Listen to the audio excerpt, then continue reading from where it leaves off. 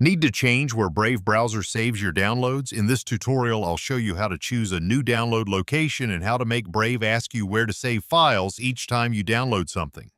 Let's begin. Start by opening Brave browser on your computer. Next, click the three horizontal lines in the top right corner of the browser window and select Settings. Once you're in the Settings menu, look at the left side panel and click Downloads.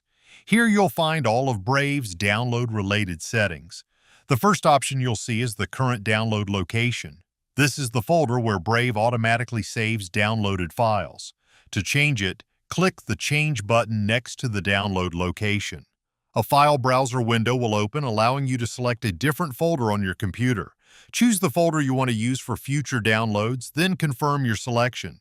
Brave will immediately begin saving new downloads to that location.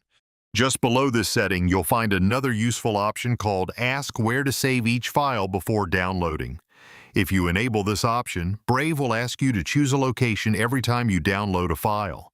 This can be helpful if you regularly save different types of files to different folders and don't want everything going to the same location.